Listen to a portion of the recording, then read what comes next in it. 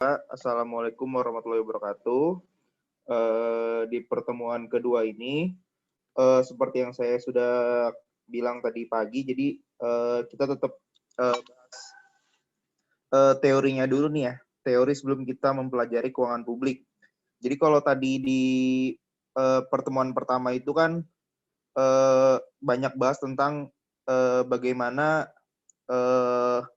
kira-kira kapan kita mempelajari keuangan publik, kenapa kita mempelajari keuangan publik, kemudian kapan pemerintah itu harus mengintervensi suatu perekonomian, kemudian kapan mengapa pemerintah mengintervensi suatu perekonomian, kemudian dampaknya itu apa, dan kenapa gitu ya. Jadi kalau sekarang ini kita akan bicara tentang tools-nya nih. Jadi tools dalam keuangan publik. Jadi kalau dalam suatu keuangan publik itu kan pasti ada tools-nya kan ya, atau ada alat yang digunakan untuk mempelajari keuangan publik. Untuk apa? Untuk mendasari suatu keputusan di dalam perekonomian di situ. Nah, jadi langsung aja ya.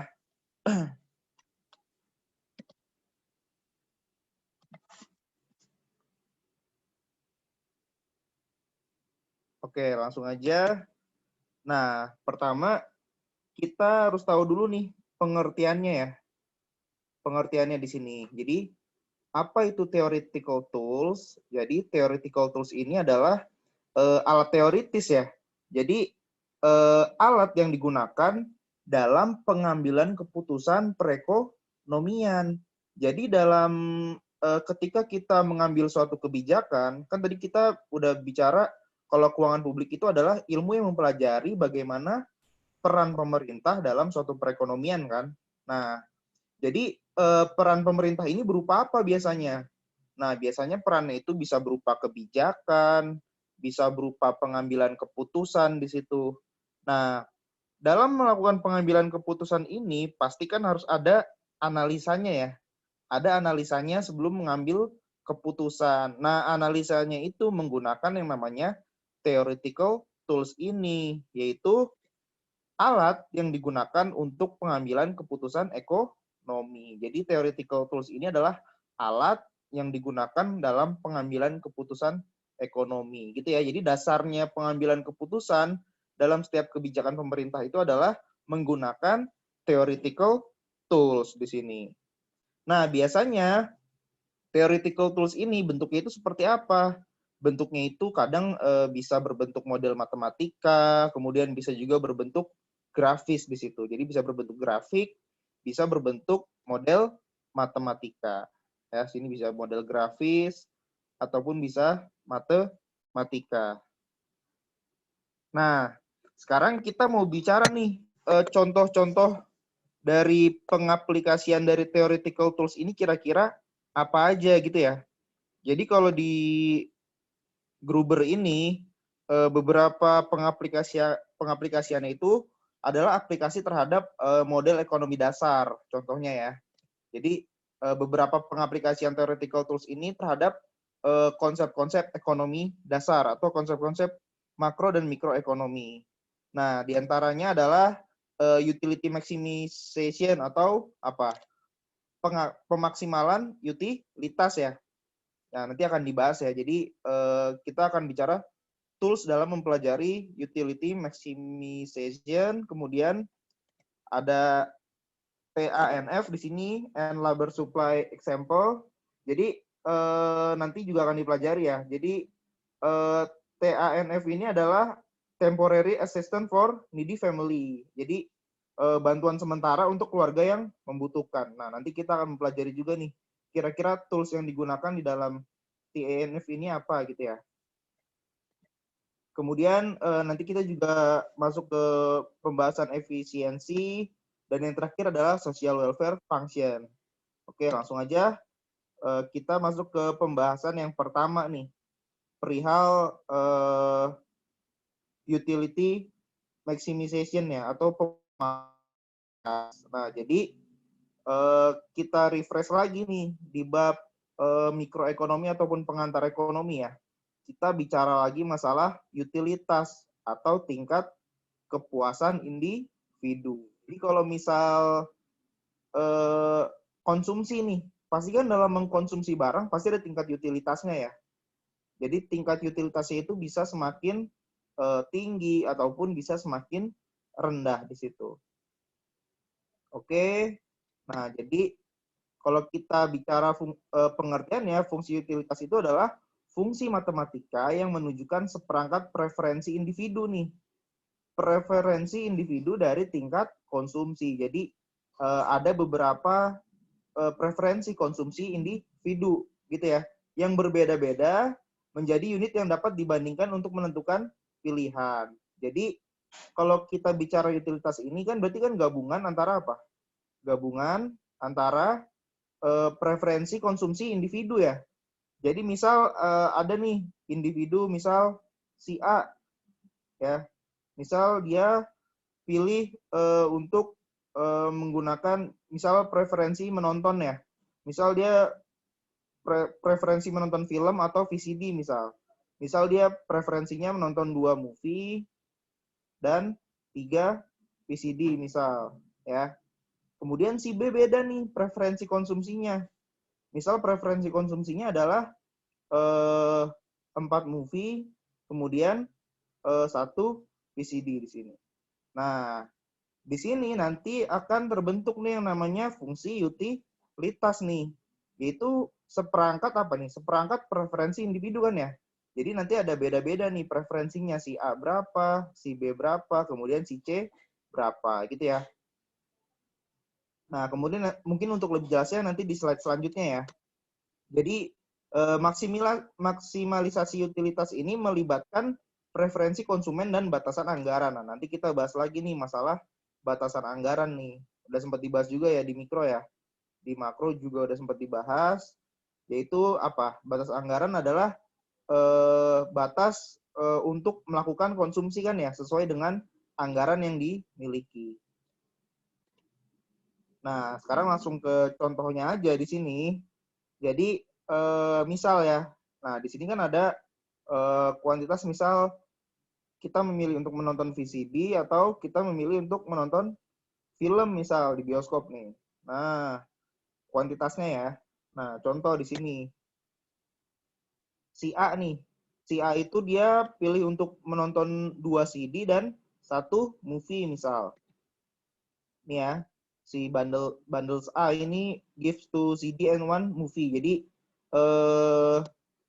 si komponen A ini dia memilih 2 CD dan 1 movie misal.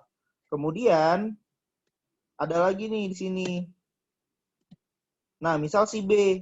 Si B itu memilih 1 CD dan 2 movies misal. Nah, kemudian ada lagi si C. Si C ini memilih 2 CD dan 2 movies. Nah, sekarang dari sini kita bisa lihat nggak kira-kira fungsi utilitas paling maksimal ada di siapa? Ya, berarti fungsi utilitas paling maksimal ada di C ya. Nah, berarti si C nih, karena si C bisa mengkonsumsi 2 CD dan 2 film di situ. Nah, jadi di sini tulisannya si bundle C ini dia gives higher utility ya. Memberikan tingkat utilitas yang terbesar daripada tingkat A dan tingkat B. Nah, itu ya, kalau kita refresh sedikit masalah utilitas adalah seberapa besar kita meningkatkan tingkat kepuasan atas konsumsi. Berarti kan kalau tingkat C ini dia akan lebih puas nih ketimbang tingkat A dan tingkat B di situ. Nah, berarti gambar tersebut mengilustrasikan beberapa preferensi atas film pada sumbu X dan CD pada sumbu Y tadi ya. Jadi preferensi atas kira-kira konsumsi filmnya berapa, konsumsi VCD-nya berapa gitu ya. Oke, lanjut. Nah, bundle A dan B lebih rendah daripada bundle C tadi ya. Udah jelas dijelaskan di atas. Nah, kemudian kalau kita bicara konsumsi, berarti kita nggak bisa lepas dari yang namanya apa? Kurva indifferent lagi nih. Nah, ini udah pernah dibahas juga ya, kurva indifferent. Jadi, kurva indifferent itu apa? Kalau kalian masih ingat kan berarti kurva indifferent itu kan apa? memberikan kombinasi ya. Kombinasi terhadap apa? Terhadap utilitas individu. Kalau kalian masih ingat semakin tinggi kurva indiferentnya, berarti semakin puas individu terhadap konsumsinya, gitu kan ya. Nah, jadi di sini kurva indifferent adalah grafik yang menunjukkan kombinasi barang yang dapat memaksimalkan utilitas individu, ya. Jadi kurva indifferent adalah grafik yang menunjukkan kombinasi barang yang dapat memaksimalkan utilitas individu. Jadi kira-kira kan tadi misal ada kombinasinya tuh ya, ada 3 film, 2 CD, kemudian ada misal 2 film, 1 CD. Nah, kira-kira mana yang paling memaksimalkan utilitas individu di situ. Nah, makanya nanti digambarlah dengan kurva indifferent yang dilengkapi dengan budget constraint atau kurva batas anggaran. Ya, jadi ingat nih, kalau kurva indifferent ada 2 nih pakemnya nih. Ya, memiliki 2 kunci di sini.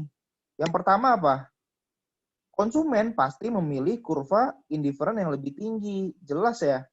Karena semakin tinggi kurva indifferent berarti semakin puas konsumen terhadap konsumsi suatu barang. Kemudian kurva indifferent itu selalu memiliki kemiringan ke bawah, ya. Jadi slope-nya itu sama seperti slope kurva permintaan di situ. Oke, nah di sini kita masih ikut tools-nya fungsi utilitas ya.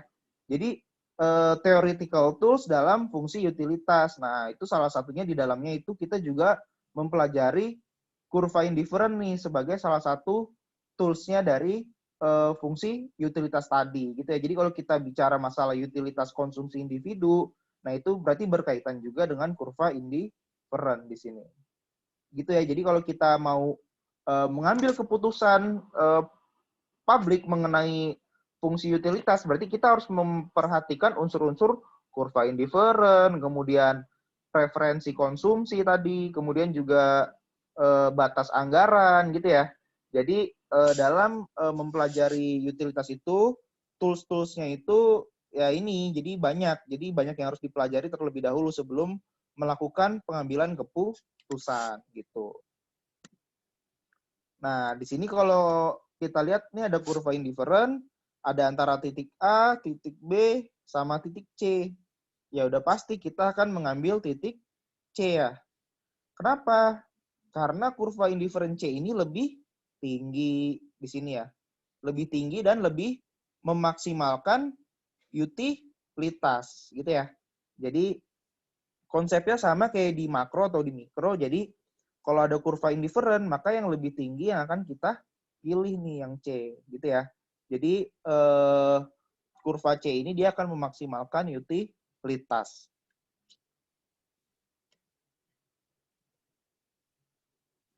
Nah, pada dasarnya kurva indifferent adalah fungsi utilitas dari individu. Jadi tadi kan ingat ya, kalau dalam mempelajari theoretical tools itu biasanya dibuat dalam apa? Bisa dalam bentuk grafik nih ya, bisa dalam bentuk grafik ataupun bisa juga di sini dalam fungsi matematika kan ya. Nah, bisa dalam fungsi matematika di sini. Nah, kalau fungsi utilitas dengan rumus matematika berarti ya udah gampang aja, tinggal kita masukin nih. U sama dengan fungsi dari X1, X2 dan X3. Jadi utilitas itu adalah fungsi gabungan dari konsumsi barang 1, barang 2 dan barang 3 di situ ya. Jadi kalau kita lihat theoretical tools-nya fungsi utilitas ini bisa dalam bentuk grafik, kemudian bisa juga dalam rumus matematika gitu ya. Oke. Nah, ini tadi ya, X1, X2, X3 dan seterusnya adalah jumlah dari barang yang dikonsumsi gitu. Jadi jumlah dari barang yang dikonsumsi ini adalah X1 plus X2 X plus 3 atau fungsi dari X1, X2, X3 ini adalah utilitas.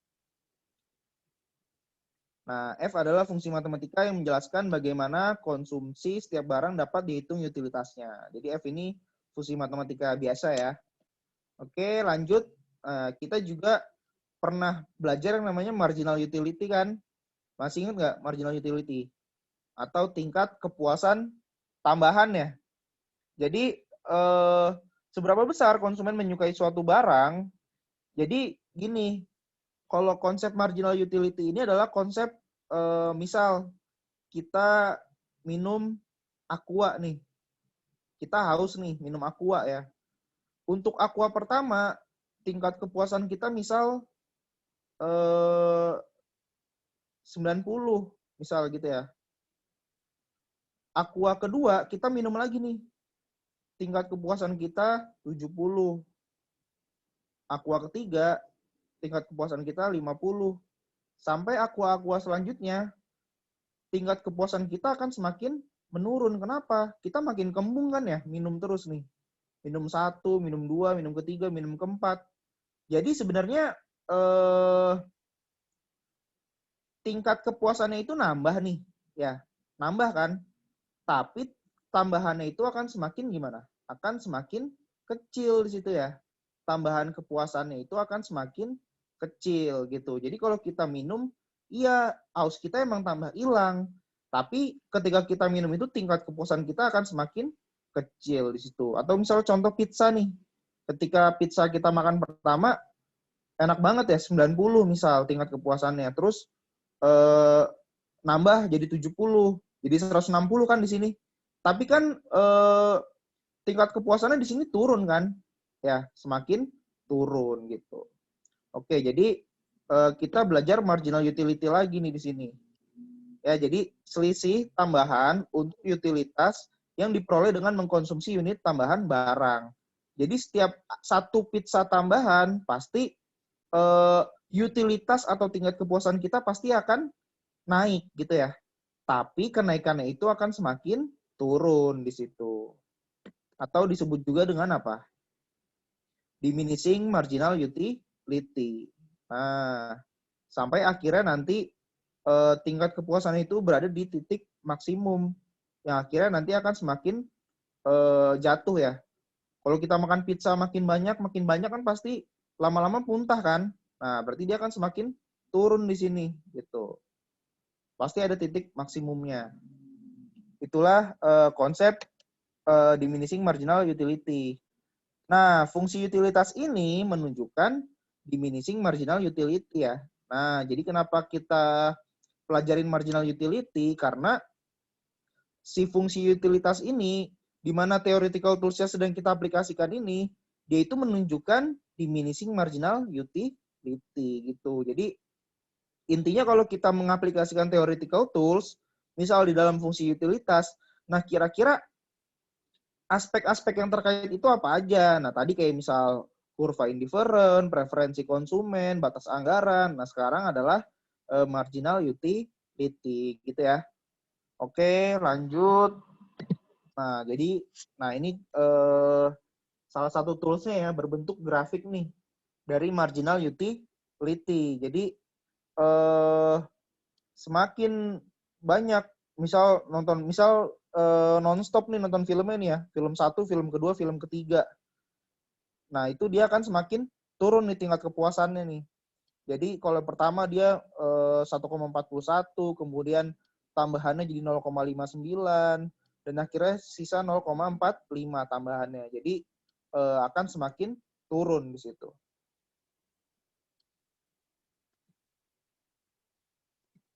Nah, kemudian kalau kalian ingat lagi itu ada yang namanya marginal rate of substitution nih, atau berapa besar tingkat konsumen bersedia itu untuk menukar satu barang dengan barang lainnya gitu ya. Jadi misal tadi ada apa konsepnya tadi ya. Misal VCD sama film kan, kira-kira berapa CD ditukar untuk satu film gitu. Jadi misal 2 CD ditukar satu film gitu ya. Jadi marginal rate of substitution. Jadi tingkat konsumen bersedia menukar satu barang dengan barang lainnya gitu. Jadi kira-kira konsumen itu rela menukar berapa nih untuk barang tersebut. Sebenarnya semacam kayak barter ya di dalam perekonomian. Jadi misal satu mobil ditukar 10 motor gitu ya. Marginal rate of substitution atau tingkat marginal dari penggantian suatu barang gitu ya. Oke, lanjut. Nah, ini biasanya bergerak sepanjang kurva indifferent menjaga konsumen merasa sama baiknya. Jadi maksudnya gimana? Maksudnya gini, kalau ada dua grafik kayak gini ya, misalnya ketika dia kehilangan satu VCD, itu akan berdampak, misal dia kehilangan dua VCD di sini, ya, melepas dua VCD. Nah, di sini dia juga akan mendapatkan tambahan satu movie atau satu film gitu. Ya, jadi konsumen itu harus merasa sama baiknya nih ketika dia mengeluarkan dua barang itu harus setara dengan satu barang yang sesuai gitu ya. Jadi bergerak sepanjang kurva indifferent dia. Menjaga konsumsi konsumen itu merasa sama baiknya, baik itu dua barang bisa setara dengan satu barang seperti itu. Nah, MRS sama dengan kemiringan slope dari kurva indifferent di sini. Tingkat di mana konsumen akan mempertukarkan barang pada sumbu vertikal dengan barang pada sumbu horizontal. Gini ya. Jadi barang di sumbu vertikal ini ditukar dengan barang di sumbu horizontal. Bisa satu barang setara dua barang, bisa dua barang setara 4 barang. Jadi tergantung dengan MRS-nya di situ. Nah, rumusnya kayak gini ya. Marginal utility CD tadi dibagi dengan marginal utility movie misal. Nah, kalau kita lihat di contohnya di sini, nah di sini misal kita lihat contohnya ya. Misal ini di titik A ya, misalnya titik A, kemudian ini titik B. Nah, berarti di sini kita bisa lihat nih dari titik A ke titik B, VCD-nya ini berkurang berapa nih? CD-nya ini kurang 2 kan ya? Dari 4 ke 2 kan? Berarti berkurang 2 quantity. Sedangkan si movie-nya gimana? Movie-nya dia naik 1 kuantitas ya. Nah, berarti jelas kan tadi ya rumusnya ya? Kan CD dibagi film kan? Berarti min 2, ini kan 2 ya, dari 4 ke 2. Kemudian dari 1 ke 2, 1 kan? Berarti min 2 dibagi 1 di situ. Atau min 2. Nah, ini sama kayak misal dari titik B ke titik C. Dari titik B ke titik C, CD-nya turun berapa? Turun 1 kan? Kemudian movie-nya naik berapa? Naik 2. Berarti min 1 per 2 di situ. Nah, gitu ya. Itu untuk menghitung MRS-nya. Nah, kemudian komponen lain nih. Selain MRS apalagi? Ada budget constraint nih. Kayak yang udah disinggung di awal ya tadi ya. Ada yang namanya batas anggaran di situ. Nah, jadi batas anggaran ini apa sih? Jadi batas anggaran ini adalah batas anggaran yang dapat dibelanjakan oleh individu dalam mengkonsumsi barang. Nah, biasanya batas anggaran ini sesuai dengan apa? Sesuai dengan pendapatan ya, sesuai dengan income-nya di sini. Jadi kalau income seseorang $500 berarti jumlah dua barang yang dibeli itu harus setara $500 di situ.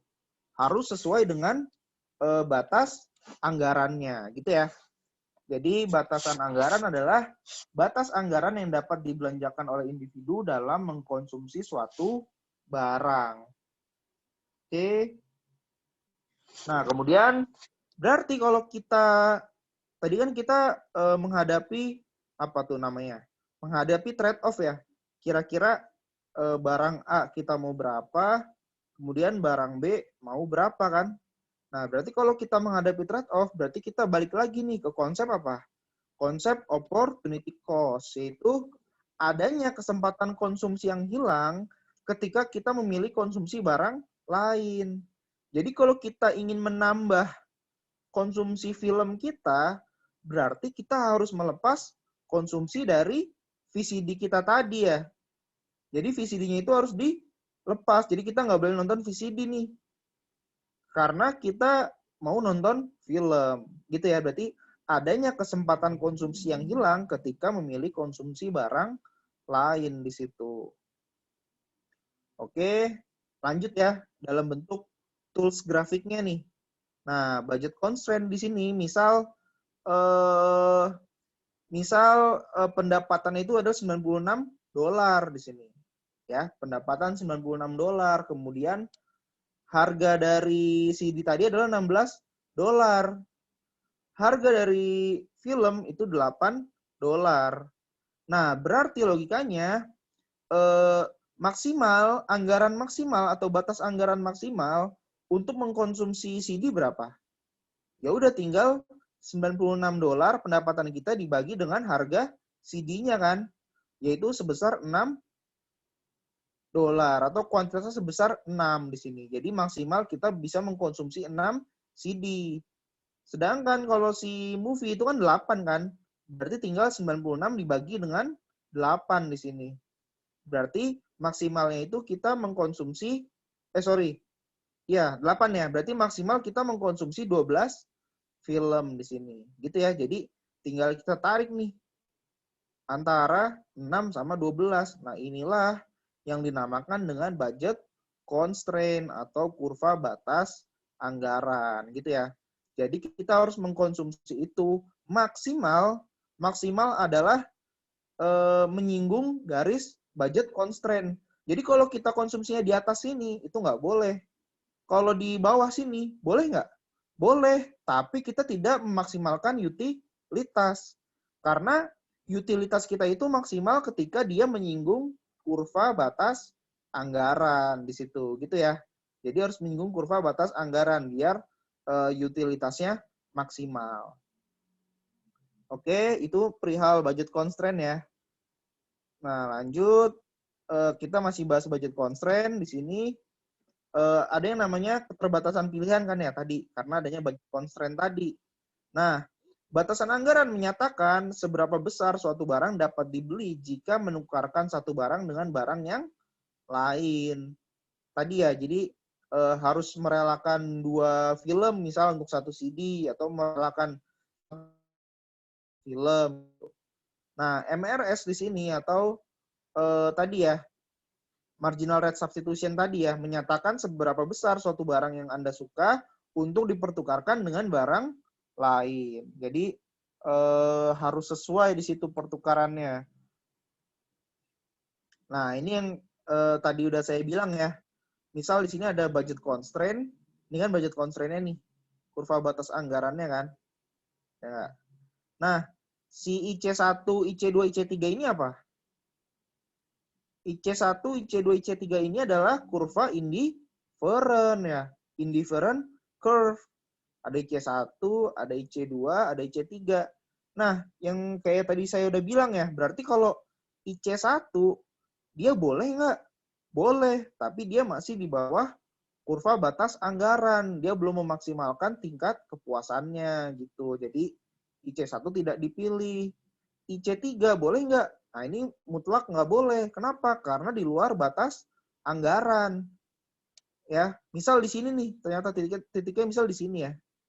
Jadi misal ketika apa? Ketika filmnya itu 7 dan ketika CD-nya itu 4. Nah, berarti kan pendapatan kita nggak cukup kan untuk membeli tambahan dari 1 CD dan 1 film tersebut. Nah, jadi si IC3 ini nggak kita pilih di sini. Yang kita pilih adalah IC2 ya. Jadi dia menyinggung garis kurva batas anggaran sekaligus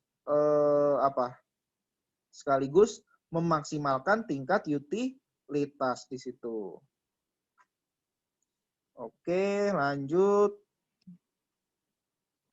Nah, sekarang kita bicara pengaruh perubahan harga nih. Nah, ini juga udah pernah ya. Ada yang namanya efek substitusi, ada yang namanya efek pendapatan. Nah, di sini udah jelas ya. Kalau misal efek substitusi berarti hubungannya hanyalah antara 2 barang nih. ketika misal si CD itu bisa menggantikan movie gitu. Atau si movie itu bisa menggantikan CD gitu ya. Nah, itulah efek substitusi. Tapi kalau efek pendapatan, ini udah mempengaruhi dua-duanya nih. Pengaruhnya mutlak. Akibat apa? Akibat misal penurunan pendapatan. Jadi kalau pendapatannya turun, otomatis konsumsi kedua barang itu pasti dua-duanya akan turun kan? Ya nggak? Atau misal salah satu ditahan konstan, tapi satu barang lainnya itu akan turun dengan drastis gitu ya. Jadi bedanya efek substitusi sama pendapatan, kalau substitusi ini dia akan mempengaruhi barangnya aja, atau hanya mempengaruhi dua barang,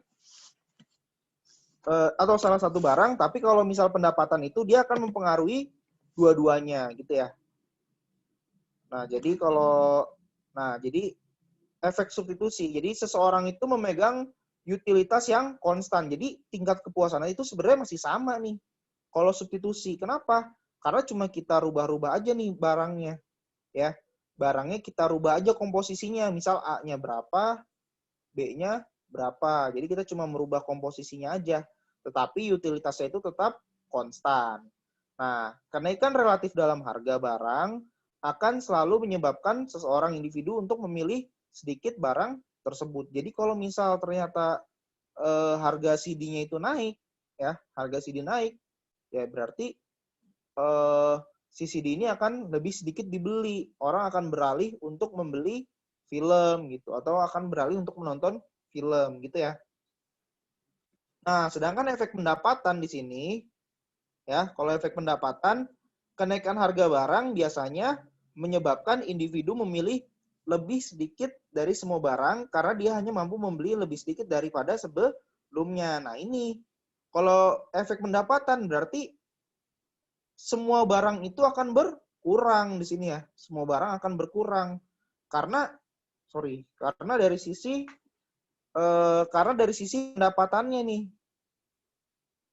Ya, karena dari sisi pendapatannya. Jadi kalau pendapatannya berkurang, otomatis barang ke satu dan barang kedua pun akan berkurang di situ. Ya, jadi akan mempengaruhi dua-duanya. Nah, sekarang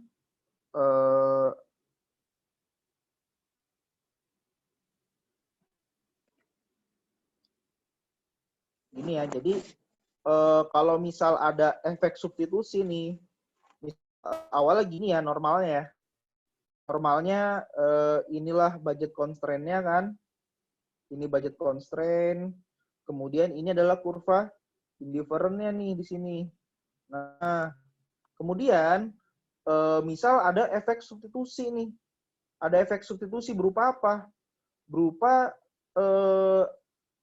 harga dari apa nih? Misal harga dari film ternyata naik nih. Ya.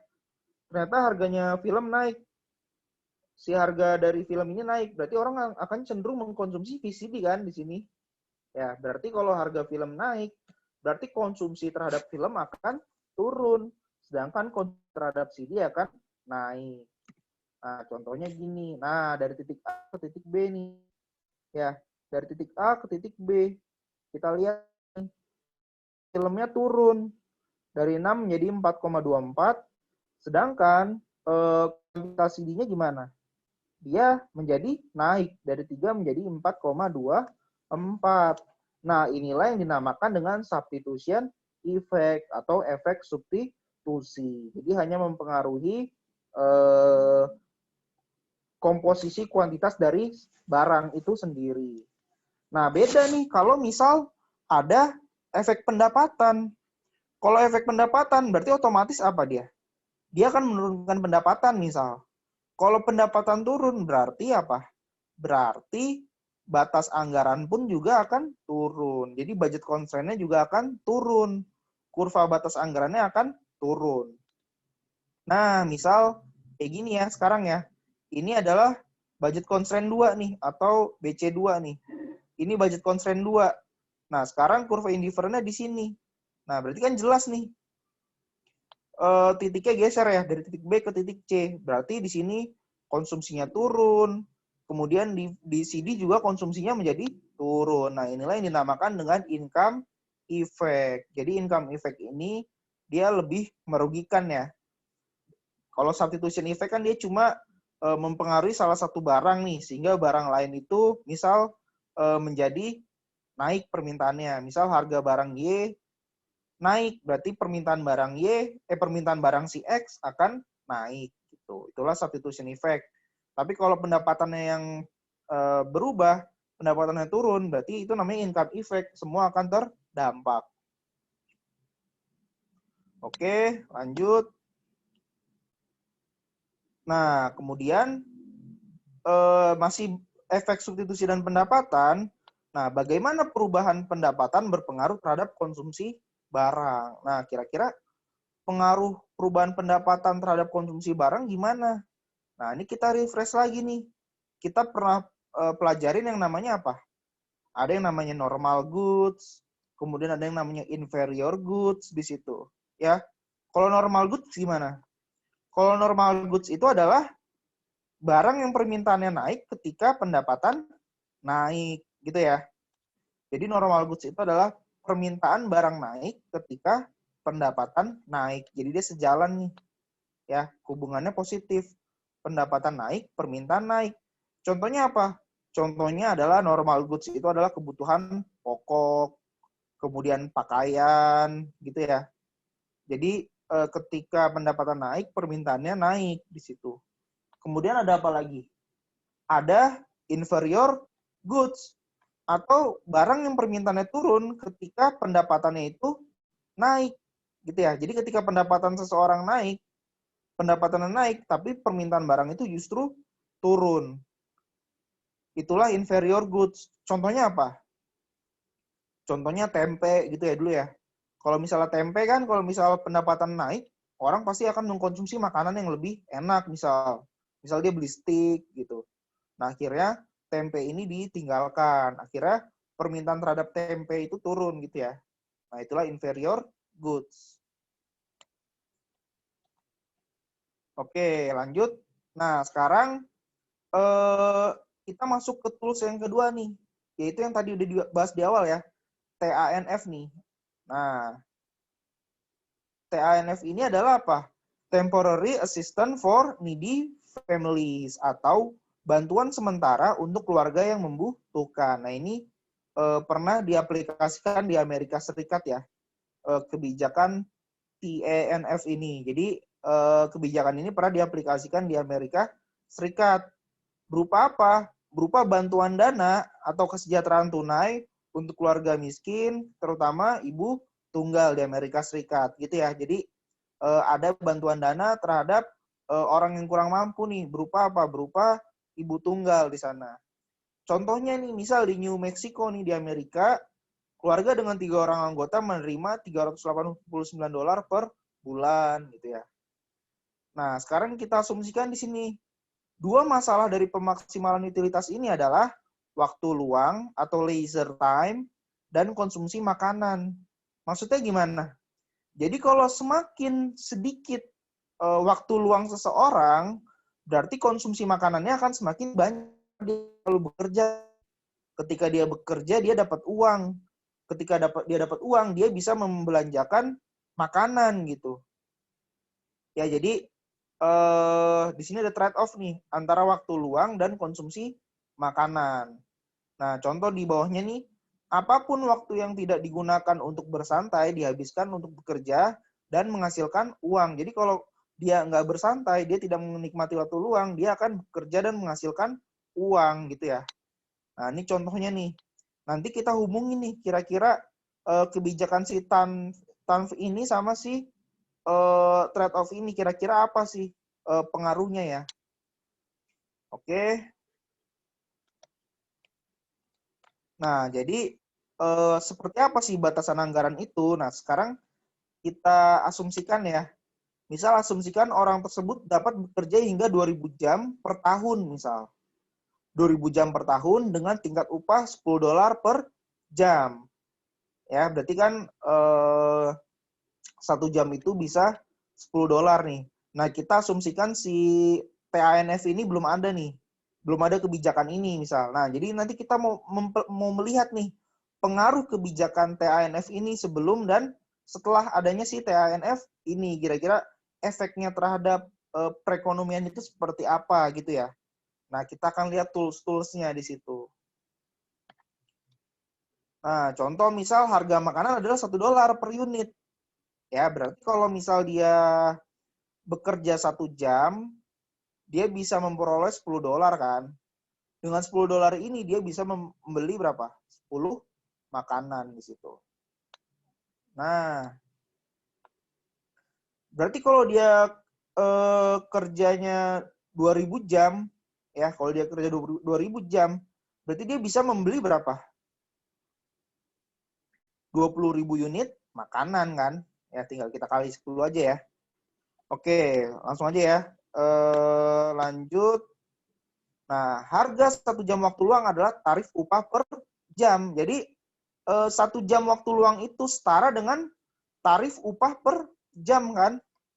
Ya, jadi kalau misal di sini kita akan menciptakan trade off antara apa? Antara waktu luang dan makanan ya. Jadi setiap jam kerja itu, setiap 1 jam kerja ya, setiap 1 jam kerja itu memberikan 10 unit makanan gitu ya. Jadi 1 jam waktu luang ini setara dengan 10 unit makanan yang terbuang gitu. Logikanya kan. Di sini kan 1 jam waktu luang nih. Jadi 1 jam waktu luang ini setara 10 unit makanan yang terbuang. Atau 1 jam kita bekerja setara dengan kita mendapatkan 10 unit makanan gitu ya. Nah lanjut kita masuk ke aplikasinya aja. Ini pernah keluar juga nih kayaknya di esai ya. Esai tahun kemarin atau tahun sebelumnya. Jadi gini, misal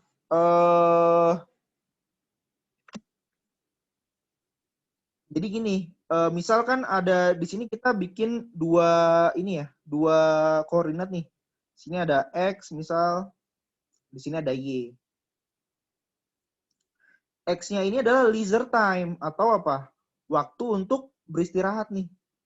Leisure is a good just as movie where movie is preferred to last. Jadi semakin banyak kayak misal dia nonton film, kemudian beristirahat. Nah, itulah yang termasuk ke dalam leisure hours ya. Jadi waktu untuk waktu luang gitu ya.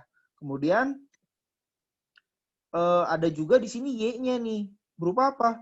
Berupa konsumsi makanan gitu ya. Jadi di sini hubungannya itu negatif nih. Jadi semakin banyak waktu luang, semakin sedikit makanan yang didapat gitu ya. Semakin banyak waktu luang, semakin sedikit waktu untuk bekerja, sehingga semakin sedikit gajinya. Akibatnya apa? Semakin sedikit juga makanan yang dikonsumsi. Nah, contoh budget constraint-nya kayak gini nih misal. Budget constraint-nya adalah kalau misal dia nggak, misalnya dia di sini ya, misal di titik ini. Nah, misal di titik ini. Ketika dia 2.000 jam itu dia menikmati waktu luang, nggak ngapa-ngapain, nggak kerja, berarti dia bisa mendapatkan 0 makanan gitu ya. Kemudian misal di sini, ketika dia ketika waktu luangnya itu sebesar 1.000 jam, maka dia bisa mengkonsumsi 10.000 makanan gitu ya. Nah, jadi inilah budget constraint-nya nih. Inilah budget constraint antara leisure time sama food consumption. Oke, lanjut. Nah, sekarang lihat nih kombinasinya ya. Kita lihat kombinasinya antara leisure time sama food consuming ya, LF ya. Kita lihat kombinasinya seperti apa sih. Contoh yang pertama, tadi ya. Kalau waktu istirahat kita 500 jam, kita bisa mendapatkan makanan 15.000. Kalau misal waktu istirahat kita ditambah jadi 1.000 jam, ternyata makanan yang kita dapat itu akan berkurang menjadi 10.000. Dan ini akan seterusnya ya. Nah, kalau misal 1.500 jam, berarti kesempatan untuk makan adalah 5.000 gitu. Makanan yang didapat cuma 5.000 unit. Oke, dari grafik ini jelas ya. Jadi ini adalah hubungan antara waktu luang dan konsumsi makanan sebelum apa? Sebelum TANF ini diaplikasikan. Nah, sekarang setelah ini kita akan lihat nih, kira-kira pengaruh si TANF ini terhadap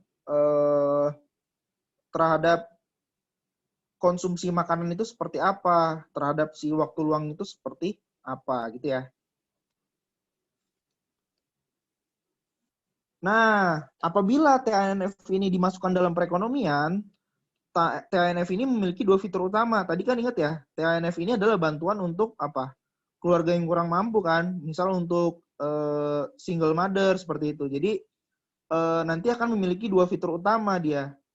Yang pertama adalah jaminan manfaat, yaitu G di sini ya. Jadi G ini bukan government spending ya di sini ya, tapi adalah jaminan manfaat, yaitu jumlah yang didapat penerima dengan penghasilan 0. Jadi kalau misal si ibu muda misal tadi nggak bekerja ya, misal dia single mother terus nggak kerja nih, penghasilannya 0. Nah, dia nanti akan mendapatkan manfaat berupa G nih. Jadi kira-kira jumlah yang didapatnya itu berapa gitu ya. Nanti ada di contoh soalnya. Kemudian satu lagi adalah tingkat pengurangan manfaat atau J ya. Kita lambangkan dengan J. Tingkat J di mana jaminan manfaat turun saat pendapatan meningkat. Nah, jadi kan yang mendapatkan manfaat ini adalah orang yang tidak memiliki penghasilan kan. Nah, sekarang kalau misal penghasilannya ternyata meningkat, ketika dia sudah mendapatkan penghasilan, berarti manfaatnya itu harus dikurangi di sini. Harus ada pengurangan manfaat. Jadi tingkat J ini adalah tingkat di mana jaminan manfaat itu turun saat pendapatan meningkat. Jadi setiap pendapatan meningkat kira-kira J-nya itu turun berapa gitu ya. Manfaatnya itu harus turun berapa. Oke. Lanjut ya, kita masuk ke aplikasinya. Nah, misal kita asumsikan bahwa jaminan manfaatnya tadi adalah 5.000 $5.000 nih per tahun, ya. Jaminannya itu adalah 5.000 dolar per tahun. Jadi kalau misal dia G ini apa tadi? G ini adalah misal orang tidak bekerja atau tidak berpenghasilan, maka dia diberikan jaminan sebesar berapa gitu ya. Misal tadi ada single mother, dia nggak bekerja nih, penghasilannya kan 0, ya. Berarti dia dikasih jaminan sebesar 5.000 dolar gitu. Kemudian tingkat pengurangan manfaatnya adalah 50%. Jadi kalau misal penghasilannya naik, berarti tingkat jaminannya itu akan diturunkan sebesar 50%. Nah, ingat ya, dua kata kuncinya ya. Yang pertama adalah jaminannya itu adalah sebesar 5.000 dolar ketika penghasilannya 0. Ketika penghasilannya itu bertambah, jaminannya itu akan berkurang sebesar 50%. Nah, itu ya dua kata kuncinya di sini. Oke, lanjut. Nah, kita masuk ke pengaplikasiannya nih, ya. Pengaplikasian si Temporary Assistance to Needy Families atau TANF tadi. Jadi, kan awalnya kayak gini ya, kondisinya tadi ya, di awal ya. Ketika, ini budget constraint-nya kan, ketika dia waktu luangnya 2.000 jam, berarti dia nggak bisa makan nih di sini. Konsumsinya akan 0, gitu kan. Ketika dia misal leisure hours-nya 0, waktu luangnya 0, ternyata konsumsinya itu menjadi 20.000 di situ. Gitu ya. Nah, sekarang coba kita lihat nih ketika TANF ini diaplikasikan.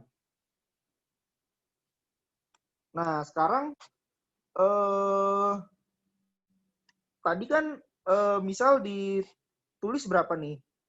Misal tingkat jaminannya sebesar 5.000 kan ya? Tingkat jaminannya sebesar 5.000. Nah, berarti kan di titik ini kan ya. Nah, di titik ini nih. Oke. Jadi ketika dia misalnya dia menikmati waktu luang nih sebesar 2.000 jam, dia tetap mendapatkan jaminan sebesar $5.000 tadi ya. Jadi tetap dapat jaminan sebesar $5.000 walaupun dia menikmati waktu luang di situ 2.000 jam. Kalau tadi kan di awal sebelum adanya TANF, ketika dia menikmati 2.000 jam waktu luang, dia mendapatkan berapa makanannya? Mendapatkan 0 kan? Nah, sekarang dengan adanya TANF, dengan adanya 2.000 jam waktu luang ini, dia bisa mendapatkan 5.000 makanan di situ. Itu ya bedanya ya, yang pertama ya. Nah, kemudian tingkat pengurangan manfaat sebesar 50% mengurangi jaminan saat pendapatan meningkat. Nah, ingat tadi tuh. Ada kata-kata kalau J-nya itu 50% kan? Yaitu apa? Pengurangan manfaat ketika penghasilan bertambah ya sebesar 50%. Berarti gimana? Berarti kan tadi misal ya dari sini, misal dari 2.000 ini dia naik berapa nih? Leisure hour-nya misal dia turun nih. Turun sebesar 1.000 ya. Ya kan? Turun sebesar 1.000 kan? Berarti kalau leisure hour-nya turun sebesar 1.000, berarti berapa? Tingkat konsumsinya dia gimana berarti? Berarti tingkat jaminannya pun akan naik kan ya? Jadi 10.000 di sini. Nah, sekarang ketika misal 1.000 jam dia leisure hour 1.000 jam, nah di situ manfaat THNF-nya itu sudah menjadi 0 ya. Di sini ya. THNF-nya menjadi 0. Oke. Jadi kalau misal dia menggunakan yang apa? Kalau misal dia nggak bekerja tadi, kan misal dia nggak bekerja nih di sini ya. Sorry, graf. Mana nih? Ini. Pakai warna hitam aja kali ya. Sebentar. Nah.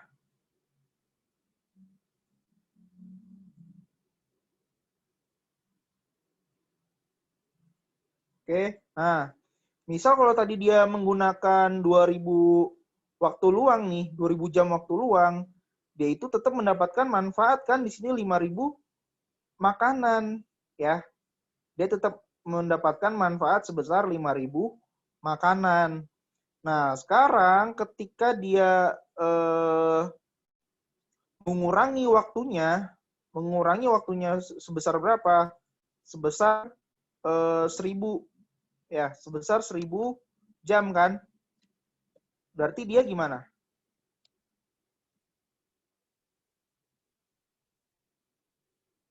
Ini kan awalnya gini ya. Misal dia konsumsi misal dia waktu luangnya 2.000 jam, tapi dia bisa mendapatkan jaminan 5.000 nih, yang single mother tadi ya, misal. Nah, kemudian ketika misal tingkat pengurangan manfaat itu kan sebesar 50% kan? Nah, jadi kalau misal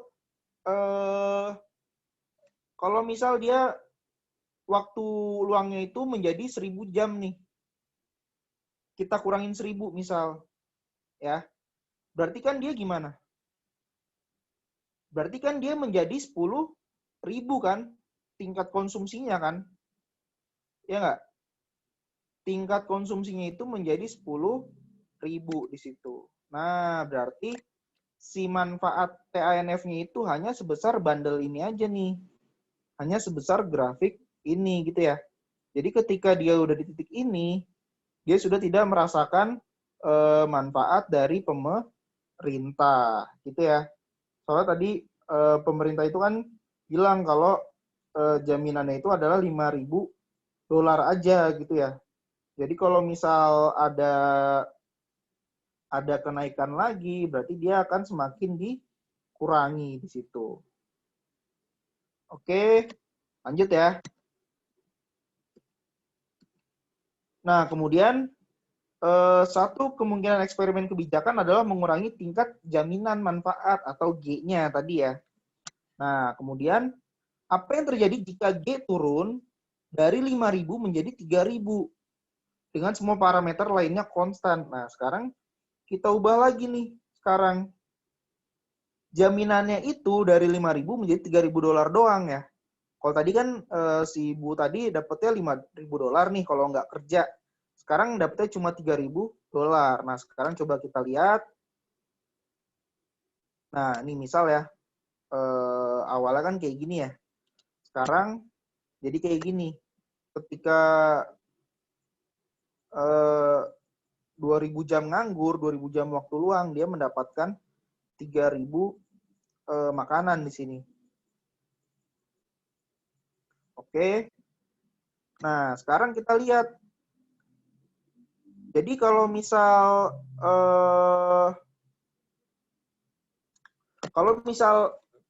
pendapatannya itu gimana nih? Misal dia turun ya, tadi kan ya, dari 10.000 menjadi 6.000. Ya kan?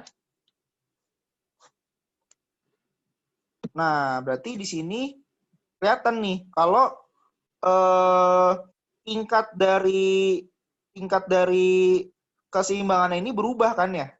Tadi kan kalau di sini berapa? Di sini kan leisure hour-nya itu 2.000 menjadi 3.000 nih manfaat konsumsinya kan. Nah, sekarang kalau misal dia naik nih, leisure hour-nya misal turun 6.000. Turun 600 ya. Turun 600. Berarti kan dia dapat tambahan makanan sebesar berapa? Dapat tambahan makanan sebesar 6.000 kan logikanya harusnya. Ya. Dari 3.000 menjadi 9.000. Nah, tapi tadi ingat kalau manfaat jaminannya itu hanya bertambah 50%. Berarti si ibu muda ini dia akan tetap untung ketika dia itu berhenti di titik 6.000. Ya. Ya kan? Berarti kalau untuk selanjutnya dia akan kelebihan 3.000 konsumsinya nih. Makanan yang didapat akan lebih 3.000 padahal dia harusnya nggak usah kerja di sini. Ya, jadi penurunan dari leisure hour ini akan berdampak terhadap kenaikan dari apa? Kenaikan dari si jaminannya tersebut gitu ya. Jadi kalau misal tadi dari 3.000 naik harusnya menjadi 9.000, tapi dia kan harusnya naiknya 6.000 tuh. Tapi jaminannya ini akan berkurang 50% kan tadi ya? Dibahas di awal tuh. Nah, jadi naiknya itu cuma yang harusnya naik 6.000 naiknya cuma 3.000. Berarti dari 3.000 menjadi 6.000 di sini. Nah, jadi berakhirnya di sini ya. TANF-nya ini berakhirnya di sini. Jadi dia itu titik maksimalnya di sini TNF-nya. Nah, bandelnya itu adalah yang ini berarti. Oke, lanjut. Nah, apa tanggapan penawaran tenaga kerja yang diharapkan terhadap perubahan kebijakan tersebut? Hal ini tergantung di mana konsumen awalnya berada pada kendala anggaran, gitu ya. Jika awalnya berpenghasilan kurang dari 6.000 dolar per tahun, perubahan kebijakan hanya melibatkan efek pendapatan, bukan efek substitusi. Nah, coba kita lihat gambarnya. Nah, misal gini ya. Kan awalnya kayak gini nih. Awalnya tadi ya. Misal ketika 2000 jam ini berarti dia misal foodnya itu adalah 5.000 kan. Nah,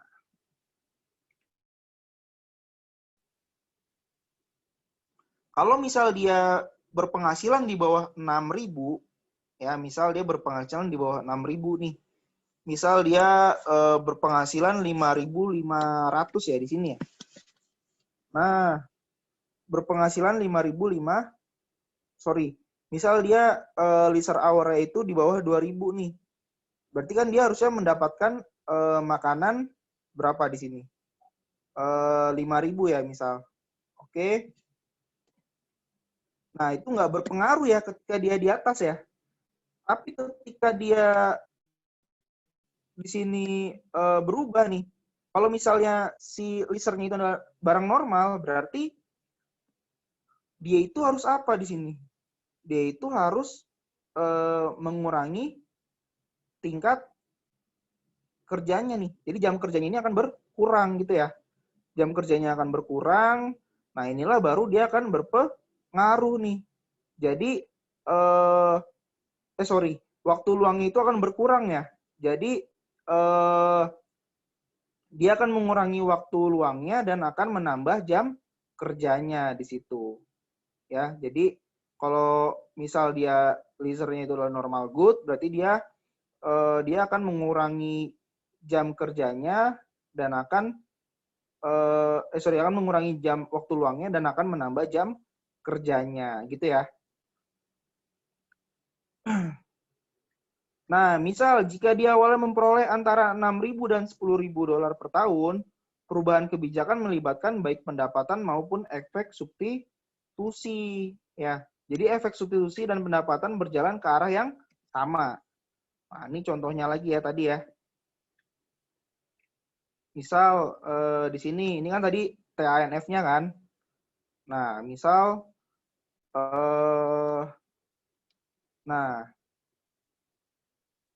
misal dia dapatnya di sini berapa nih? 1.300 ya. Berarti dia nggak ngaruh nih TANF-nya nih, ya, karena masih di atas dari bandelnya tadi kan. Nah, sekarang kalau dia ada di bawah, nah inilah baru berpengaruh nih. Jadi ketika TANF-nya berubah, di sini dia akan berpengaruh. Kenapa? Karena pertama, budget constraint-nya kan berubah nih. Ya, berarti ada efek pendapatan di situ. Ya, ada efek pendapatan, kemudian ada efek substitusi juga kan. Tadi kan di titik ini nih. Sekarang di titik sini, berarti ada efek substitusi di situ. Nah, jadi perubahan di penawaran ini akan merubah baik itu efek pendapatan maupun efek substitusinya, gitu ya. Nah, teori ekonomi dengan jelas menyatakan bahwa pengurangan manfaat seperti itu akan meningkatkan pasokan tenaga kerja, tapi tidak berbicara tentang besaran tanggapannya di sini. Nah, misalnya beberapa penerima kesejahteraan yang awalnya tidak bekerja tetap memilih untuk tidak bekerja. Nah, contoh nih, tadi kan TANF-nya gimana? Untuk 2.000 jam waktu luang itu sebesar 5.000 dolar kan ya? Nah, gini kan ya tadi ya, awalnya nih. Ini bandel dari TANF-nya. Nah, sekarang contoh misal dia adalah orang yang apa nih? Dia nggak apa ya? Dia menikmati waktu luang nih, misal 2.000 jam. Ya berarti kan dia dapat nih ya, dapat TANF nih. Nah, kemudian kan tadi TANF itu sifatnya gimana? Sifatnya temporary kan? Ya, sifatnya temporary kan? Jadi kalau misal dia semakin lama dia tetap menikmati 2.000 jam nih, dia tetap nganggur, berarti kan akan semakin dipotong tuh.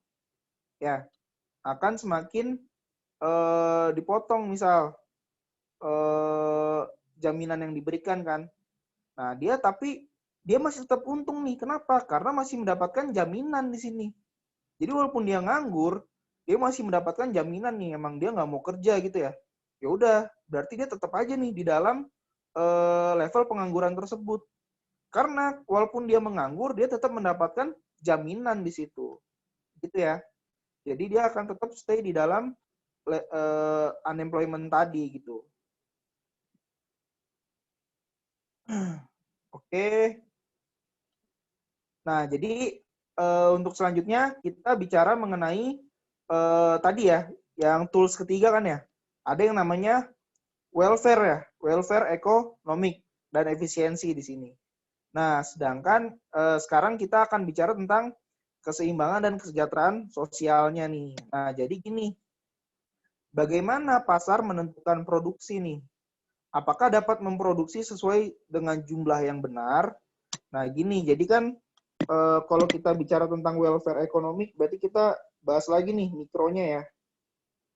Jadi kan kalau bagaimana pasar menentukan produksi, berarti kan ingat ya, yang pertama kan pasti kita kenal yang tadi di awal ya, ada konsep pasar kan, atau market ya, atau arena interaksi permintaan dan penawaran gitu ya.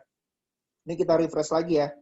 Nah, sebelum menentukan produksi yang efisien, berarti kan harus ada dulu yang namanya apa?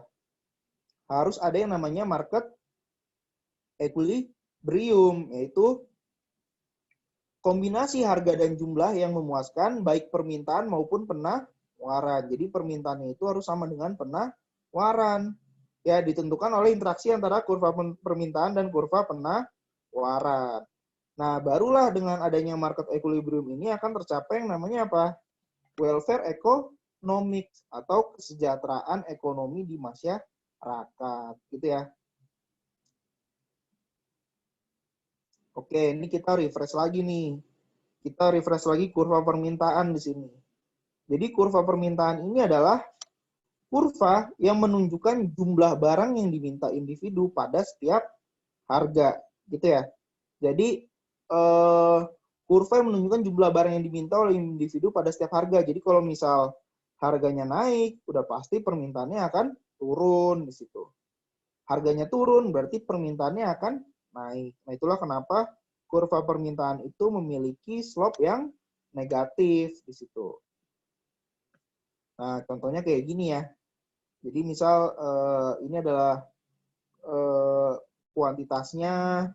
Jadi kurva permintaan itu slope-nya akan negatif. Nah, refresh lagi nih masalah elastisitas ya. Salah satu tools dari apa tadi? Salah satu tools dari kesejahteraan ekonomi. Masih ingat kan ya, elastisitas itu apa ya? Jadi kalau elastisitas permintaan adalah apa?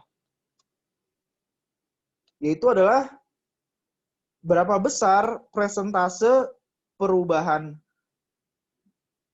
jumlah barang yang diminta akibat dari persentase perubahan harga, gitu ya. Jadi ketika harganya berubah berapa persen, kira-kira jumlah barang yang diminta itu akan berubah berapa persen. Itulah elastisitas. Ya. Nah, jadi di sini ya, elasticity of demand yaitu persentase perubahan kuantitas barang yang diminta yang disebabkan oleh persentase perubahan harga barang tersebut. Jadi kalau harganya berubah, pasti barang yang diminta juga akan berubah, gitu kan ya. Oke. Lanjut. Nah, secara matematis biasanya gimana? Nah, secara matematis itu rumusnya kayak gini kan ya. Berarti perubahan di dalam kuantitas dibagi dengan perubahan di dalam harga, gitu ya.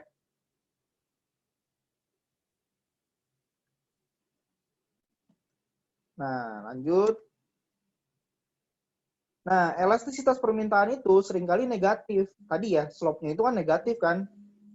Karena apa? Karena jumlah yang diminta itu turun ketika harganya naik di situ.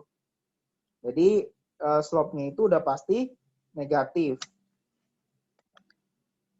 Nah, biasanya perubahan harga pada satu barang itu akan berakibat sama terhadap permintaan barang yang lain. Atau disebut dengan apa ini tadi? Atau disebut juga dengan efek substitusi, ya. Perubahan harga pada satu barang akan mengakibatkan perubahan terhadap permintaan barang yang lain. Contoh misal kopi, ya, kopi sama teh ini misal. Misal kopi sama teh ini adalah barang substitusi kan. Ketika harga kopi naik nih, otomatis permintaan teh gimana? Permintaan teh juga akan naik ya. Karena orang akan cenderung beralih nih, substitusi. Dari beli kopi, sekarang jadi beli teh gitu. Karena harga teh murah, harga kopi mahal gitu. Nah, pengaruh dari harga satu barang pada permintaan barang lain ini merupakan cross price elasticity. Jadi dinamakan dengan cross price elasticity atau elastisitas harga substitusi di situ. Ya, atau elastisitas harga silang. Nah, kemudian di dalam elastisitas itu ada juga yang namanya elastisitas sempurna kan ya. Contoh misal ada elastis sempurna nih. ketika permintaan elastis 0, yaitu kurva permintaan, ini adalah inelastis sempurna ya. Ketika permintaan elastis 0, kurva permintaan inelastis sempurna. Nah, berarti kalau kayak gini, kurvanya gimana? Kurvanya itu akan vertikal nih. Gini ya, kurvanya akan vertikal. Jadi dia akan naik gini. Jadi artinya apa? Artinya adalah harga berubah berapapun, jumlah yang diminta itu tidak akan berubah di sini kuantitinya, ya. Tetap di sini terus. Jadi walaupun harganya naik turun, kuantitasnya itu tidak akan berubah. Contohnya apa? Contohnya adalah barang pokok, ya, barang kebutuhan pokok. Jadi walaupun harganya berubah-ubah, tapi karena itu nasi ya, karena itu kita makan setiap hari, ya mau nggak mau kita harus beli kan. Nah makanya walaupun harganya berubah-ubah, kuantitas yang diminta itu akan tetap sama di situ. Gitu ya. Itulah salah satu contoh dari inelastis sempurna, yaitu beras, kemudian bahan pokok, seperti itu. Kemudian ada juga elastisitas sempurna nih, atau elastisitas tidak terbatas. Ya berarti tinggal lawannya ya, gambarnya gini. Berarti dia kurvanya itu berbentuk horizontal. Jadi berapapun jumlah barang yang diminta, baik itu naik ataupun turun, harganya itu akan tetap nih. Contohnya apa? Contohnya adalah BBM subsidi gitu ya. Kan kalau BBM itu kan mau orang yang beli banyak, mau orang yang beli sedikit, harganya itu kan pasti tetap ya. Kecuali ada kebijakan dari pemerintah di situ. Oke, lanjut ke kurva penawaran nih. Nah, udah jelas ya, berarti kalau kurva penawaran, lawannya kurva permintaan nih. Yaitu kurva yang menunjukkan jumlah barang yang perusahaan inginkan untuk diproduksi. Ya, jadi jumlah barang yang ditawarkan itu berapa sih? Nah, itu digambarkan oleh kurva penawaran. Jumlah barang yang diproduksi perusahaan itu berapa? Itulah kurva penawaran. Nah, kurva penawaran ini adalah outcome dari maksimalisasi keuntungan perusahaan. Jadi, seberapa banyak keuntungan perusahaan itu tergantung dari banyaknya output yang diproduksi, gitu ya, tergantung dari kurva penawarannya. Nah, di sini berarti kita bicara juga tools yang lain nih, yaitu memaksimalkan keuntungan, ya, memaksimalkan keuntungan. Nah, sekarang bagaimana perusahaan itu memutuskan untuk berproduksi ya? Pasti kan tujuan dari perusahaan untuk beroperasi apa? Pasti kan mencari keuntungan kan ya, tujuan perusahaan ya, atau memaksimalkan keuntungan. Nah, cara untuk memaksimalkan keuntungan ini, perusahaan itu bisa melihat dengan dua hal, yaitu marginal productivity dan juga marginal cost di sini. Marginal productivity di sini artinya apa? Jadi kalau misal kira-kira satu input itu akan berdampak berapa terhadap output gitu ya. Misal 10 input ternyata outputnya 5 seperti itu. Itulah marginal productivity. Jadi akibat dari perubahan satu unit input terhadap output perusahaan. Input lain konstan atau ceteris paribus di situ. Jadi kira-kira produktivitas tambahannya itu berapa gitu ya. Kemudian ada juga marginal cost di sini, yaitu biaya incremental dari perusahaan yang memproduksi lebih dari satu unit output. Pasti kan kalau misal perusahaan semakin banyak memproduksi barang, pasti biaya yang dihasilkan juga akan semakin banyak kan. Nah, disitulah timbul yang namanya marginal cost atau tambahan biaya gitu ya. Ada tambahan biaya dari situ. Nah, di sini kalau kita lihat equilibriumnya sama seperti di mikro ya. Equilibrium antara permintaan dan penawaran. Inilah titik equilibriumnya, yaitu titik di mana apa? Permintaan dan penawaran berada pada posisi keseimbangan. Oke, lanjut. Nah, ini kemudian ada tools lainnya, yaitu efisiensi sosial atau social efisiensi di sini. Jadi kita lihat dulu pengertiannya. Social efisiensi menunjukkan keuntungan bersih yang diperoleh masyarakat dari semua perdagangan dalam pasar. Jadi semua hasil pasar itu akan mengarah kepada efisiensi pasar atau efisiensi sosial kan tadi ya. Nah, dan terdiri dari penjumlahan dua komponen, yaitu apa? Nah, ini refresh lagi nih. Bab apa nih? Kalau surplus konsumen mikro ya. Nah, mikronya di refresh lagi nih. Ada komponen surplus konsumen sama ada komponen surplus produsen. Atau bisa juga disebut dengan total social surplus. Ya, jadi total antara surplus konsumen ditambah dengan surplus produsen di situ. Jadi social efisiensi ini adalah hasil dari apa? Hasil dari total social surplus tadi ya.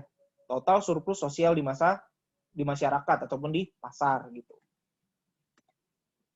Nah, ingat lagi nih surplus konsumen, yaitu keuntungan yang didapatkan konsumen dari mengkonsumsi barang di bawah harga barang yang ingin dibayarkan terhadap barang tersebut. Harga barang yang ingin dibayarkan dulu disebut apa? Disebut dengan willingness to pay atau WTP kan. Nah, jadi misal WTP-nya itu 100 ya. Tapi ternyata barang yang kita beli itu hanya seharga 60. Berarti kan surplus konsumen kita adalah $40 kan. Jadi yang pengen kita bayarin 100 tapi harganya ternyata 60. Berarti WTP kita $40. Nah, berarti di situ kita untung nih, untung $40 gitu ya. Nah, kemudian selanjutnya nih ada surplus produsen, yaitu keuntungan yang produsen dapatkan dari penjualan barang di atas biaya produksi barang. Jadi kalau misal biaya produksinya atau cost-nya itu sebenarnya 70 ya.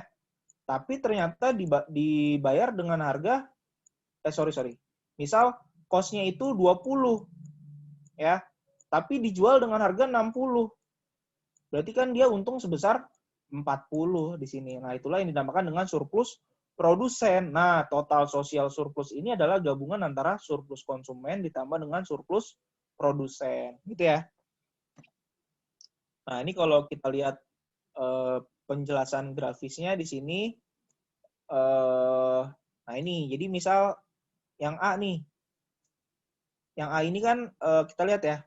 Ada kayak gini kan. Nah, berarti surplus konsumennya ini adalah area di mana? Area under demand curve ya, area di bawah kurva demand ya, atau sama dengan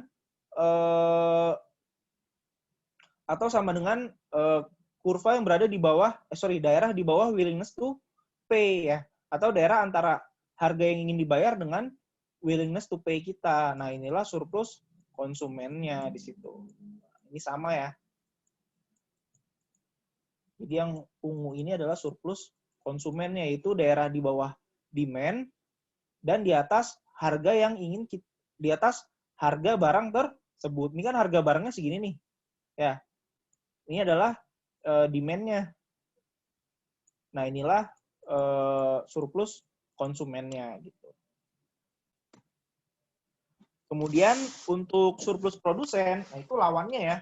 Berarti dia apa? Area above the supply curve, berarti dia area di atas ini ya, kurva penawaran kan di sini berarti.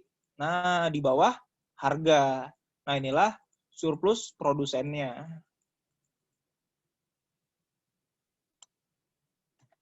Nah, berarti kalau kita bicara surplus sosial, tadi apa?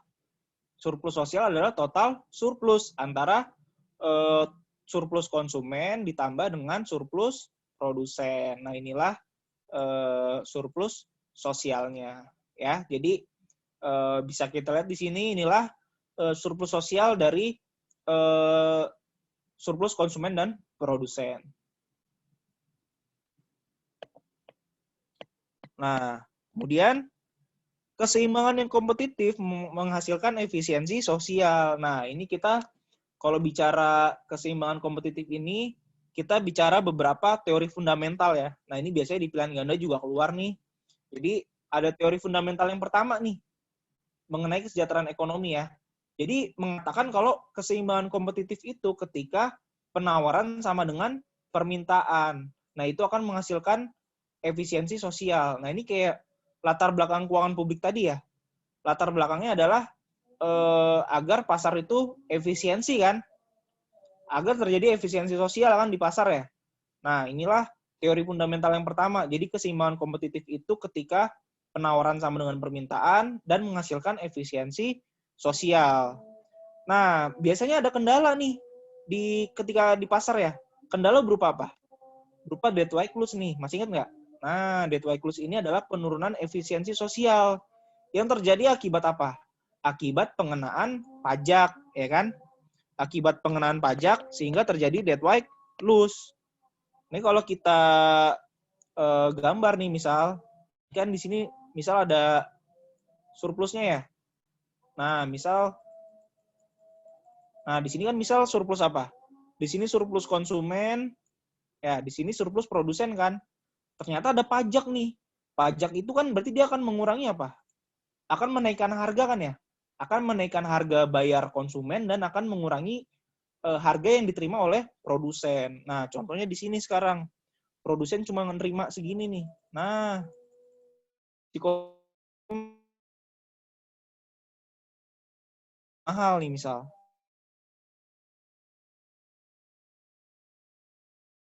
Nah, kotak inilah yang menjadi DWL nih atau dead weight loss, yaitu kerugian beban baku atau penurunan efisiensi sosial di situ. Nah, inilah yang biasanya mengganggu pasar ya. Jadi dengan pengenaan dead weight loss ini mengganggu pasar di situ. Nah, dari efisiensi sosial kepada kesejahteraan sosial. Nah, sekarang kita lihat peran ekuitas di sini. Ya, jadi kan kita tadi udah bahas kalau social welfare itu adalah tingkat kemakmuran masyarakat ya. Bagaimana mencapai kesejahteraan di dalam masyarakat. Nah, ditentukan baik oleh seberapa banyak produksi dan bagaimana itu didistribusikan gitu ya. Sekarang kita masuk ke teori yang kedua nih. Teori yang kedua yaitu apa? Masyarakat dapat mencapai output yang efisien di antara individu dengan redistribusi sumber daya. Nah, ini juga salah satu tadi. Kapan kita mempelajari keuangan publik tadi, masih ingat ya? Yaitu ketika redistribusi sumber daya dibutuhkan. Yang kedua apa? Ketika market failure kan, atau tidak terjadinya efisiensi. Nah, jadi sebenarnya berhubungan nih sampai ke teori fundamental kesejahteraan ekonomi gitu ya. Jadi masyarakat dapat mencapai output yang efisien di antara individu dengan redistribusi sumber daya di situ. Nah, tapi kita menghadapi equity efisiensi trade-off nih. Jadi trade-off antara apa? Kira-kira kita mau bikin perekonomian efisien atau mau bikin perekonomian itu equity. Jadi sama semua gitu ya. Kalau kita mau bikin efisien, misal ada satu kelompok di sini, dia itu memproduksi banyak barang nih, banyak sumber daya. Sumber daya alamnya banyak. Di sini ada satu kelompok yang sumber daya alamnya sedikit, sehingga produksinya sedikit. Nah kan konsep pemerintah tadi apa? Melakukan redistribusi kan. Kalau redistribusi ya berarti ekuitasnya ini nanti akan jadi sama nih. Tapi tidak lagi efisien. Kenapa? Sebenarnya yang efisien itu adalah si perusahaan A nih. Dia ahli dalam memproduksi barang tersebut. Nah jadi trade off ya antara kita mau memilih efisiensi atau memilih equity di situ. Ya, jadi mau memilih efisien atau memilih ekuitas. Oke, lanjut. Fungsi sosial di sini. Function. Jadi adalah kombinasikan fungsi utilitas dari semua individu ke dalam fungsi utilitas sosial. Nah, kita balik lagi ke fungsi utilitas di sini. Jadi ada fungsi welfare atau kesejahteraan sosial utilitarian dan ada Rawlsian. Nah, ini juga biasanya keluar di pilihan ganda ataupun di esai teori ya. Jadi ada fungsi kesejahteraan utilitarian dan fungsi kesejahteraan Rawlsian. Jadi kalau utilitarian itu dia konsepnya itu basic, yaitu apa? Memaksimalkan penjumlahan dari utilitas individu. Jadi U1 tambah U2 tambah U3 sampai seterusnya. Itulah utilitarian. Tapi kalau Rawlsian ini dia memaksimalkan utilitas dari anggota yang perekonomiannya paling rendah di masyarakat. Jadi dia berurutan nih dari yang utilitasnya terendah hingga terbesar gitu ya. Tapi kalau di utilitarian dia memaksimalkan seluruhnya nih. Jadi seluruh utilitas dari individu gitu. Oke. Lanjut.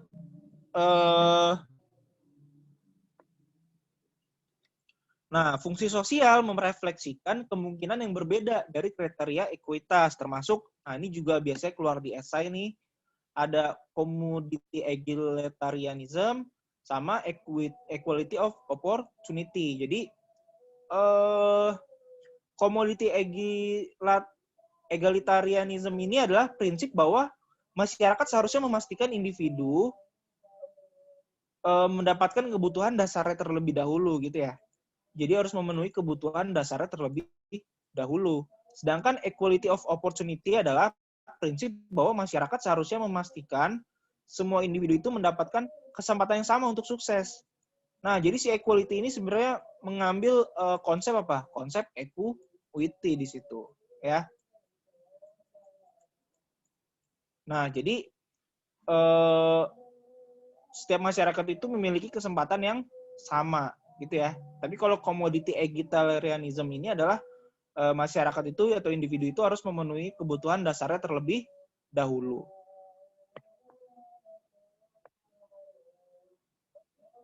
Nah, ini tadi ya, yang masalah TAMF tadi ya. Kalau misal ada debt white clause itu, dia akan lebih membahayakan lagi di situ ya. Akan lebih mempengaruhi kesejahteraan masyarakat.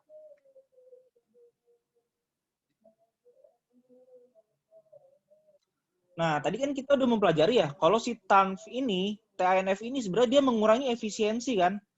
Karena apa? Karena orang yang nggak kerja aja kita kasih makan gitu, ya. Orang yang nggak kerja kita gaji, kita kasih makan. Nah, apakah hal ini baik dari sisi ekuitas gitu ya? Dia sebenarnya mengurangi efisiensi, tapi dia menambah ekuitas gitu kan. Nah, jadi di sini alasannya ya, pemerintah memiliki program seperti TANF ini karena penduduknya itu peduli. Tidak hanya karena efisiensi, tetapi juga karena ekuitas. Jadi tidak hanya memperhatikan efisiensi tadi, tapi juga harus memperhatikan ekuitas seluruh penduduknya. Gitu ya. Jadi semua itu harus mendapatkan hal yang sama gitu ya. Kemudian ketika manfaat TNF ini berkurang, mungkin akan menaikkan sosial efisiensi. Ya, jadi emang sih secara social welfare ini tidak akan terjadi ya. Jadi social welfare atau sosial ekonomi ini tidak akan terjadi. Tapi kalau misal secara sosial efisiensi itu akan bertambah nih. Kalau TAMF-nya berkurang. Kenapa? Karena kalau TAMF-nya bertambah ini berarti kan kesejahteraan sosial ini akan semakin bertambah kan? Ya. Tapi kalau TNF-nya berkurang ini berarti kesejahteraan sosial akan semakin berkurang. Tapi efisiensi sosial yang akan ditambah. Itulah ini ada trade off ya antara efisiensi dan kesejahteraan, antara efisiensi dan ekuitas di situ. Jadi ada perbedaan. Jadi intinya di konsep ini adalah bagaimana kita menyikapi kalau apakah TANF itu tadi penting atau enggak ya di awal ya. Tadi kan TANF itu udah di awal dijelasin kalau dia ini adalah bentuk bantuan untuk orang yang kurang mampu kan ya. Misalnya, tadi misal single mother di situ. Jadi si single mother ini diberikan bantuan nih. Nah, akibat bantuan ini berarti kan perekonomian menjadi tidak efisien kan? Ya, perekonomian menjadi tidak efisien, tetapi dari sisi ekuitas, dari sisi social welfare, dari sisi kesejahteraan masyarakat itu bertambah. Kesejahteraan masyarakat itu semakin rata gitu, ya. Tetapi dalam sisi efisiensi, pengadaan TANF ini mengakibatkan efisiensi menjadi turun gitu ya. Tadi juga udah kita kasih contoh kan, misal aplikasinya gimana sih ketika TANF itu diberikan. Nah, jadi orang juga cenderung males ya. Jadi ya mending dia nggak kerja aja tapi mendapatkan penghasilan di situ. Oke. Ya mungkin gimana? Ada yang mau ditanyakan sampai sini? Mengenai theoretical tools dari keuangan publik ya. Jadi dari theoretical tools ini kira-kira intinya ya kita mempelajari bagaimana bagaimana pemerintah itu mengambil suatu keputusan ya, nggak asal kan, tapi bisa melalui analisa tools-tools ini gitu. Ya mungkin yang mau bertanya bisa di chat aja ya.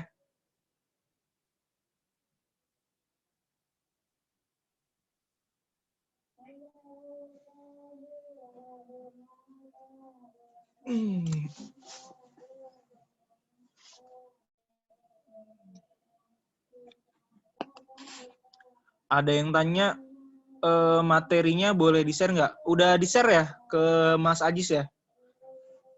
Materinya udah di-share, kemudian apa lagi nih?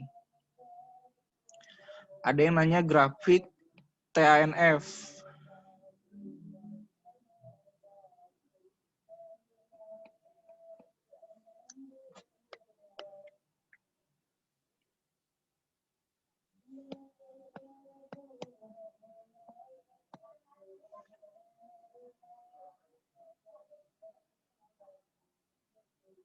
Oke, ada yang nanya grafik TANF. Oke, coba kita refresh lagi ya. Grafik TANF.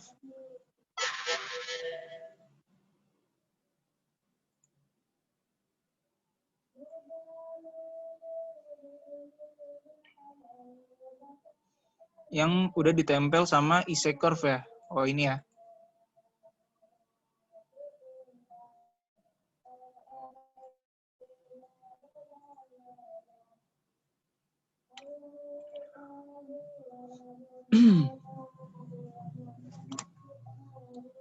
Oh, dari sini tadi ya. Dari penurunan ini kan.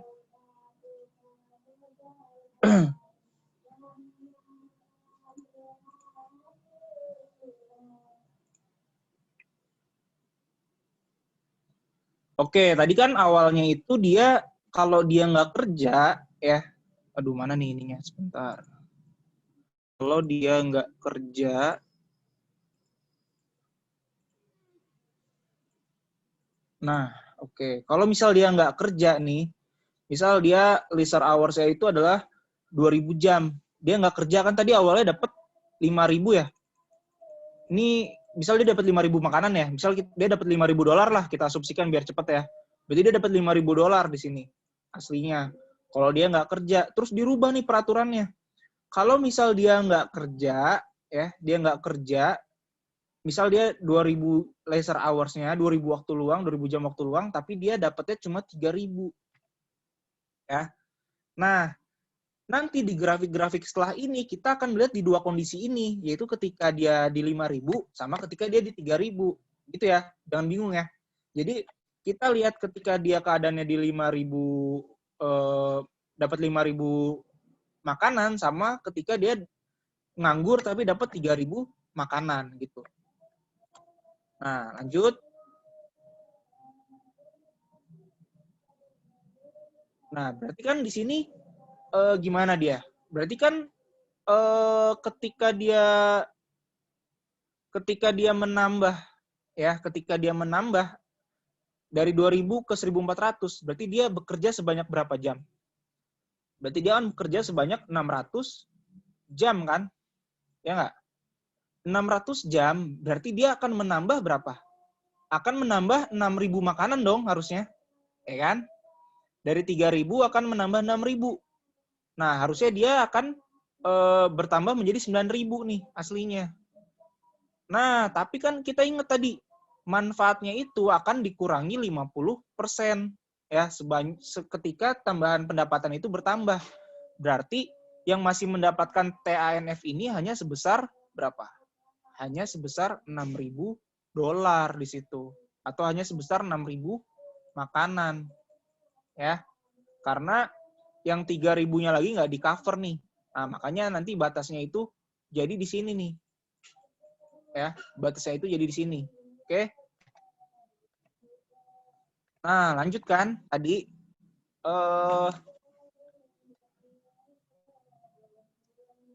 nah, sekarang kita mau lihat nih posisi si konsumennya gimana, indifferent curve-nya itu gimana kira-kira ya.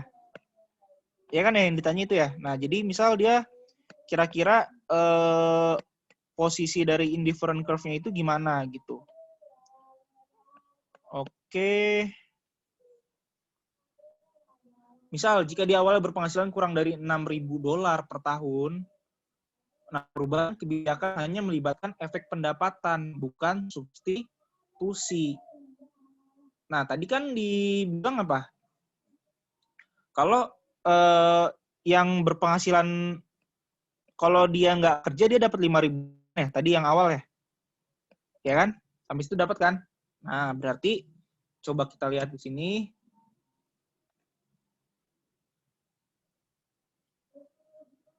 Nah, berarti di sini gimana? Dia nggak berpengaruh ya terhadap orang tersebut ya. Ya kan? Karena dia berada di atas tadi, yang TANF yang tadi kan. Jadi dia nggak akan berpengaruh nih. Pengenaan TANF ini berpengaruh.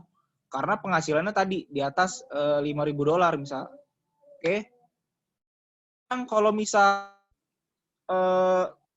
TANF-nya misal jadi 3 ya.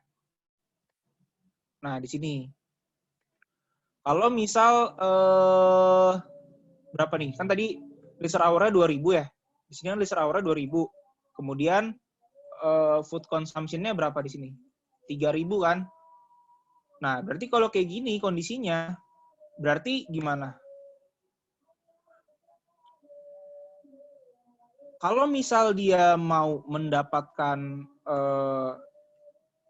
apa nih? Kalau misal kayak gini kondisinya, berarti dia harus apa? Dia harus meningkatkan waktu jam kerjanya nih, ya.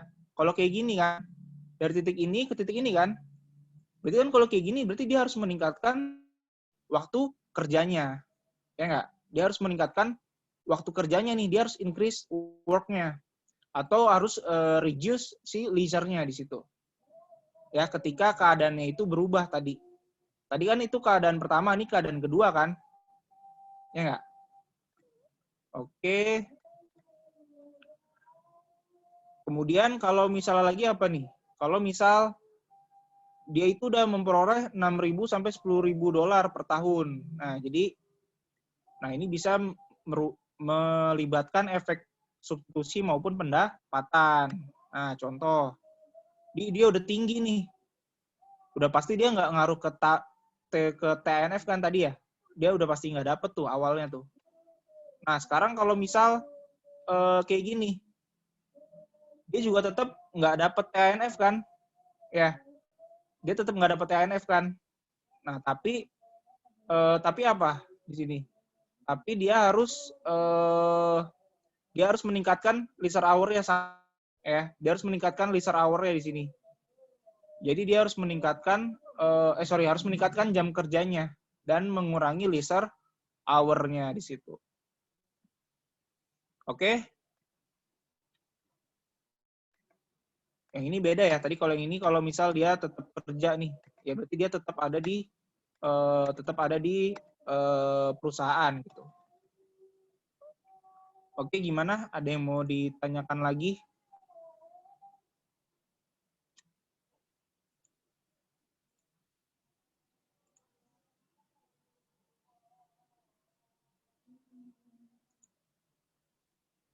Oke, nggak ada lagi ya yang mau ditanya ya? Oke, kalau nggak ada lagi yang mau ditanya, pertemuan hari ini cukup sekian. Kurang lebihnya mohon maaf. Wassalamualaikum warahmatullahi wabarakatuh. Waalaikumsalam warahmatullahi wabarakatuh.